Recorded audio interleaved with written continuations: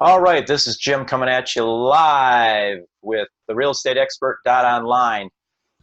Before we get started, I want to remind you, please subscribe to my channel, click on my bell so you can get notified whenever I have some great and exciting information to share with you in the real estate world.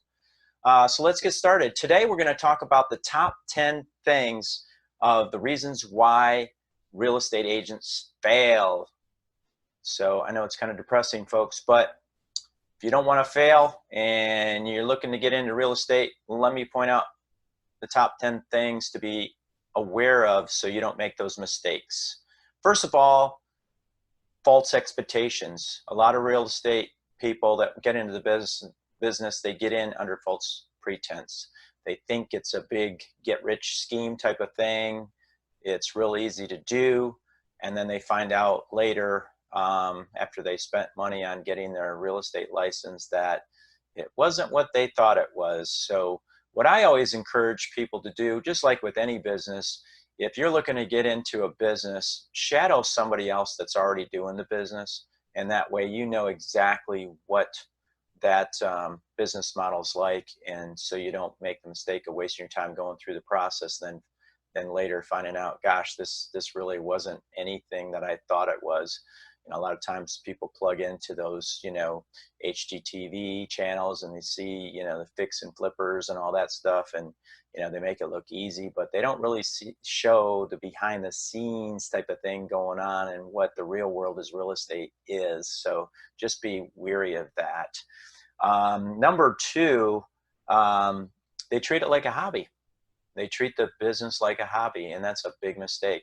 If you treat it like a hobby, you're going to get paid like a hobby. So, just working on the weekends in your spare time and just kind of dilly-dallying with it is really not going to get you paid. So it's real important that you devote enough time each week and dedicate those hours into actually working. Okay, so be sure to not make that mistake. Number three, they don't surround themselves with successful people that are already doing the business. That kind of ties into that first mistake that people make, and that's not surrounding yourself with people that already do the business. So surround yourself with successful people and do what they do, and you will succeed at this business as well. Number four, got to have a great role model. You got to plug into having a great role model that can drive you, just like working out in a gym.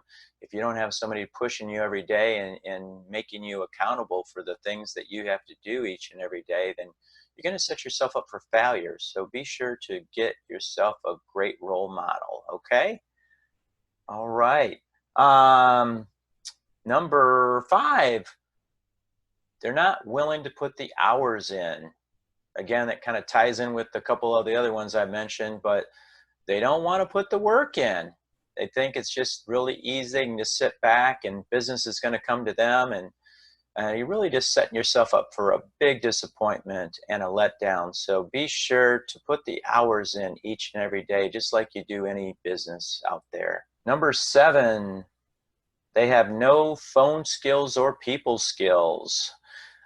There's actually a lot of real estate agents that should have gotten out of the business a long time ago. They have no phone skills, they don't have any people skills, and lack of communication. It's terrible. But you get that in all industries and all ways of life. So be sure to polish up on your people skills. I would encourage you to grab a book if you haven't already. It's called How to Win Friends and Influence People by Dale Carnegie. That would be the best book to pick up getting started, so you can learn how to work with people, communicate better. It's very important because this is a people business. It's sales. So be sure to educate yourself and plan accordingly. Number eight, you don't set any goals for yourself. There's so many people out there that don't even write down what their goals are or have a plan of how they're going to achieve those goals. When I first started out, and I kind of laugh now, You know, my goal for the first year was to make $25,000 in my first year, and I fell a little short. Now I was working part-time and holding down another job at the time, so eventually I did succeed that. And now having, you know, months of making, you know, $25,000 instead of waiting a whole year. So I've really excelled in my career over the years, but it does take time. And so you have to have an action plan, and that action plan would spell out, you know, how many hours are you going to be on the phone? How many people are you going to talk to? How many people are you going to see? How many properties are you going to look at each and every day?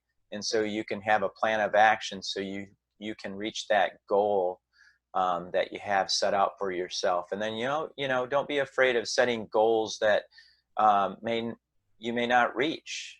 So it's just got to dream big or go home, right?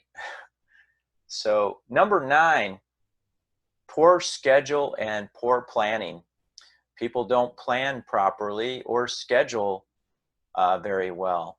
So it's best to really lay out a game plan, you know, when you're going to wake up in the morning, what you're going to do at 9 o'clock, you know, block out times and schedule accordingly. And a lot of real estate agents getting into business fail to do that. And number 10, you have a lack of financial ability. You're getting into this business, you got to treat it like a business. You have to have the funds to back up the business, to support yourself during these trying times and challenges that you face while you're trying to get a commission for yourself. So be sure you have money set aside. If you have a spouse that works, that's a good thing, or having a big bank savings account so you can actually have money reserves available for marketing expenses and paying your bills while you're getting through this process of being successful in real estate. So hope that helps. Again, be sure to subscribe to my channel. I got some upcoming events that I'm very excited to share with you as well, which is awesome. And I will also share with you some upcoming tactics and skills on how to prospect for listings regardless of the market conditions. So stay tuned for that, folks. Be sure to message me down below. I'd love to interact with you and get to know you better and answer any questions and or concerns that you may have. So make it a great day. Thanks again. Bye.